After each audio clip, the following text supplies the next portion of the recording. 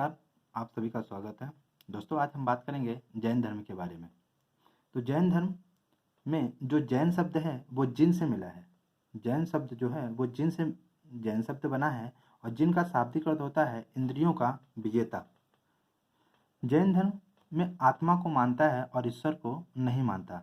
तो आत्मा का मतलब जैन धर्म में बताया है कि संसार के प्रत्येक कण में आत्मा विद्वान है, फिर चाहे वो सजीव हो या निर्जीव। जैन धर्म ईश्वर को नहीं मानता, लेकिन ईश्वर के स्थान पे किसको मानता है?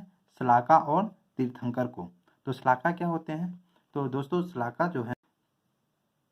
जो होते हैं वो महान पुरुष होते हैं। और महान पुरुष बनते कैसे हैं? तो जैन धर्म में 5 प्रकार के ज्ञान की बात की गई है। तो जो 5 प्रकार के ज्ञान है उनका वो कौन कौन से है? तो वो है मुति, श्रुति, अवधि, मन, प्राय और कैवल्य।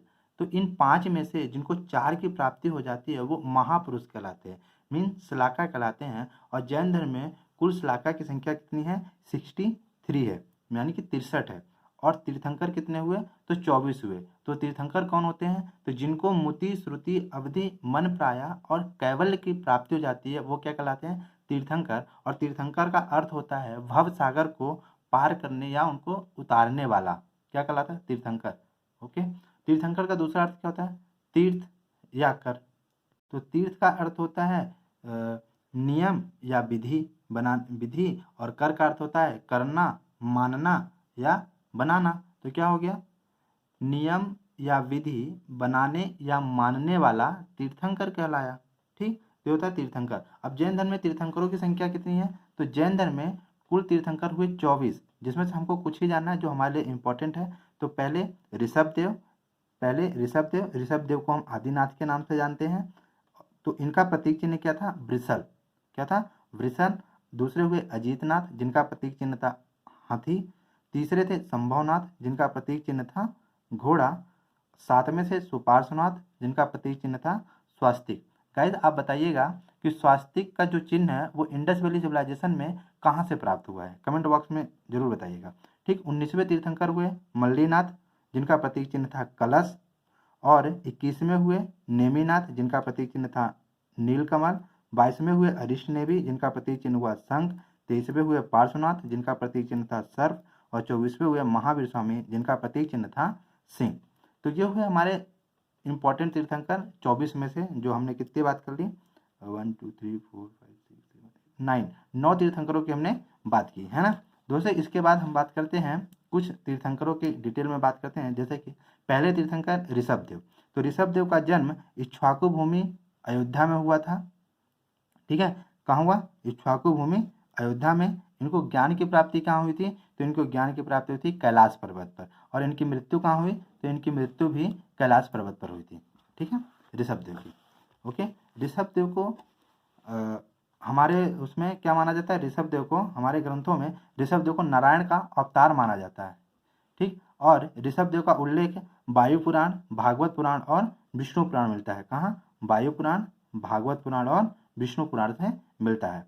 अब अगले तीर्थंकर आए पार्श्वनाथ। तो पार्श्वनाथ के पिता का नाम था अश्वसेन। अश्वसेन कौन थे? तो काशी के राजा थे। माता का नाम था बामा देवी, जो राजा नरवर्मन की पुत्री थी। और इनकी पत्नी का नाम प्रभावती। और इन्होंने गृह त्यागा था 30वें वर्ष। ठीक, सम्मेद पर्वत कहाँ आता है? तो झारखंड में आता है। सम्मेद शिखर पर 83 दिन की कठोर तपस्या के बाद ज्ञान की प्राप्ति हुई थी। किसको? पार्श्वनाथ को। ठीक, हम और बता दें, सम्मेद पर्वत पर जैन धर्म के कुल 20 तीर्थंकरों को ज्ञान की प्राप्ति हुई थी। ठीक है, जैन ग्रंथों के अनुसार ऋषभदेव का जैन ग्रंथों में पार्श्वनाथ का नाम पुरुषादनियम मिलता है। क्या मिलता है? पुरुषादनियम। ठीक, इनके अनुयायी जो पार्श्वनाथ के अनुयायी थे उनको क्या कहा गया? उनको निग्रंथ कहा गया। और जैन धर्म के में जो संघ या गढ़ होता है तो उनके जो अध्यक्षता करता है उनको क्या कहा गया? गढ़धर कहा गया। क्या कहा गया? गढ़धर कहा गया। और जो ये गढ़धर हुआ करते थे,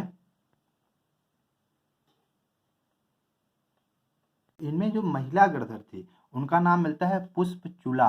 क्या नाम मिलता है? पुष्पचूला।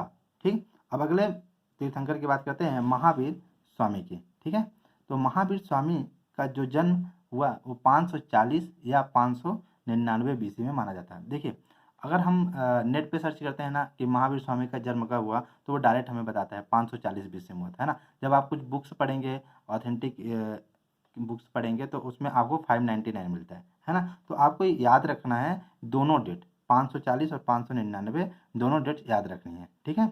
अब महावीर स्वामी का जन्म कहाँ हुआ था, तो महावीर स्वामी का जन्म वैशाली के निकट कुंडल ग्राम में हुआ था, जबकि इनकी जाति क्षत्रिय थी और इनके माता का नाम त्रिशला और इनके पिता का नाम सिद्धार्थ था, ठीक। तो इनके जो माता थी त्रिशला, वो लिच्छवी वंश के राजा चेटक की बहन थी और इनके पिता बज्जी संघ के जात्रीगढ़ के मुखिया थे, ठीक।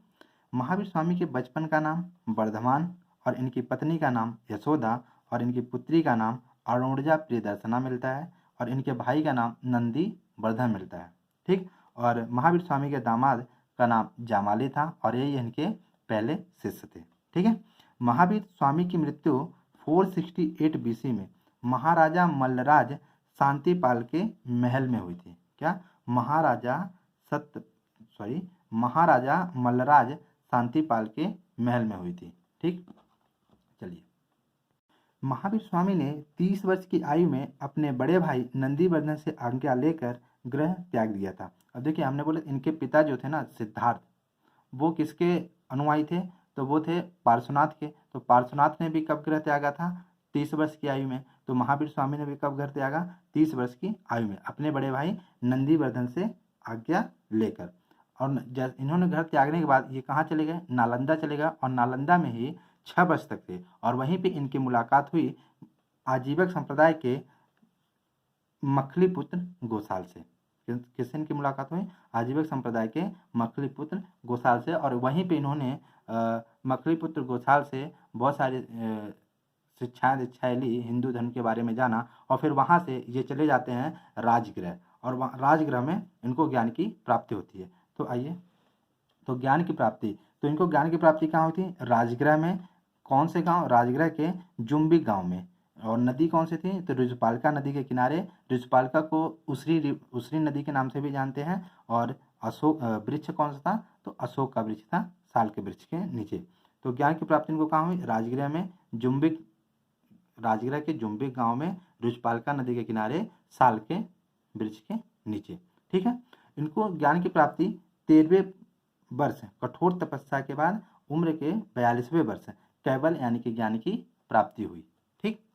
अब इनका नाम क्या मिलता है? तो इनका नाम, महावीर स्वामी का नाम बौद्ध ग्रंथों में महावीर स्वामी का नाम निगंठनाथ पुत्र मिलता है। क्या? निगंठनाथ पुत्र मिलता है। और निगंठनाथ पुत्र का अर्थ होता है बंधन से मुक्त या बंधन रहित, ठीक।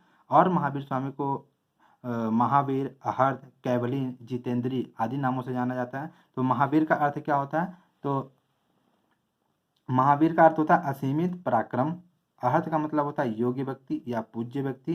कैवलिन का अर्थ होता है सर्वोच्च ज्ञान। जितेंद्री का अर्थ होता है जीत लिया हो जिसने इंद्रियों को, ठीक। इतना। अब महावीर स्वामी को ज्ञान की प्राप्ति हो गई और वो वहां से चले, तो उन्होंने अपना उपदेश कहाँ दिया? पहला उपदेश कहाँ दिया? तो आइए आगे देखते हैं। महावीर स्वामी ने पहला अपना उपदेश विपुल चिल की पहाड़ी पर पहला उपदेश दिया, जो कहाँ आता है? जो राजगृह में ही आता है। कहाँ आता है? राजगृह में आता है। और वहीं पर उन्होंने अगर क्वेश्चन पूछ ले कि किस राजा को पहला उपदेश दिया, तो वो था मेघ कुमार। वैसे नॉर्मल पूछता है कि महावीर स्वामी ने सबसे पहले अपना उपदेश किसको दिया, तो जामाली को दिया था। किसको दिया था? जामाली को दिया था। और महावीर ने अपने उपदेश किस भाषा में दिया? तो महावीर स्वामी ने अपना उपदेश प्राकृत भाषा या अर्ध मगधी भाषा में दिया था। किस भाषा में दिया था? प्राकृत भाषा या अर्ध मगधी भाषा में दिया था महावीर स्वामी ने अपना उपदेश, ठीक है। इतनी बात समझ में आई। तो अपन इसके आगे कल बात करेंगे। कल हम हो सकेगा तो जैन धर्म को समाप्त कर देंगे और जैन धर्म के बाद फिर अपन बात करेंगे बौद्ध धर्म की, ठीक है। तो ओके गाइस, बहुत बहुत धन्यवाद।